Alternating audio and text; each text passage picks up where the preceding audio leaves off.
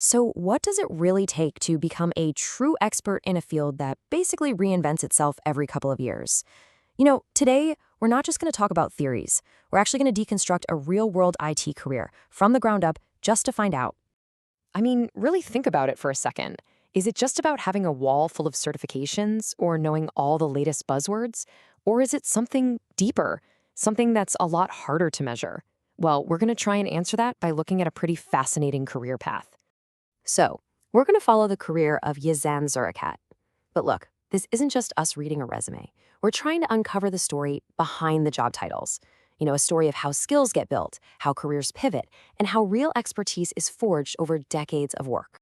Every expert has an origin story, right? So let's rewind all the way to the beginning and see how the foundational layers of this particular career were put into place piece by piece. Okay, so fresh out of university in 95, the journey begins. And just look at this timeline. Within a few months of his first job, he's already in a managerial role. Now, this isn't just about a quick promotion. It's about a 6-year deep dive, a really focused period of mastering the absolute fundamentals of the technology. And look at the depth of this early experience. We're not talking about just installing software here. This is component-level hardware repair. We're talking troubleshooting motherboards, flashing a BIOS, programming microcontrollers. I mean, this is the kind of hands-on work that builds an almost intuitive feel for how these machines actually tick. And this is the key. This early, really deep dive into the hardware isn't just a first job. It's the bedrock of his entire career. It's the source of a credibility that makes all the future growth even possible. Think about it. You can't design a complex system if you don't fundamentally get its most basic building blocks. So after mastering the technology itself, what's the next mountain to climb? Well, it's a huge one. Making that leap from being the expert technician to becoming an entrepreneur, a business owner. In June 2002, he founds his own company, and this changes everything. The mission is crystal clear: to become the all-in-one IT solution for clients, handling it all from high-level strategic consultation right down to the essential hands-on maintenance. And just notice the shift in responsibility here. He's no longer just fixing what's broken. He's now shaping the entire life cycle of a company's technology, planning their infrastructure from a totally blank slate, deploying it, managing the systems and the users, and, of course, keeping it all running smoothly. That is a whole new level of ownership. So, with this new company and this expanded mission, how was all this expertise applied in the real world? A business is nothing without its clients, right?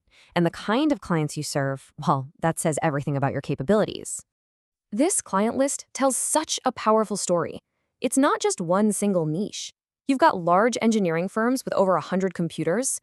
You've got commercial groups, highly specialized scientific suppliers, and even medical companies operating across international borders in both Jordan and Iraq. That kind of diversity is the ultimate stress test for an adaptable skill set.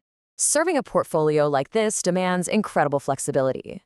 You have to be able to understand the vastly different needs of, say, an engineering firm versus a medical company. And you have to provide absolutely seamless support, whether you're physically on site or connecting remotely from across a border. And this, right here, is the crucial evolution. It's the journey from being the person you call to fix a printer to becoming a true strategic partner. You're not just a service provider anymore. You basically are the client's IT department. Okay, so what does it actually take to provide that level of strategic service in this day and age? The toolkit has to be huge. Let's take a look at the specific technologies and skills that make it all happen. First up, the absolute backbone of everything, the network.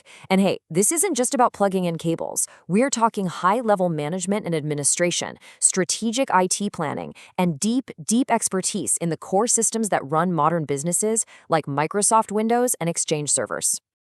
And of course, in today's world, you just can't be a true IT expert without mastering the cloud. Expertise in platforms like Microsoft 365 and Google Workspace, and knowing how to manage servers with things like cPanel and Plusk, it's just absolutely non-negotiable for any modern business. And then finally, you have to master the tools that people are actually using every single day.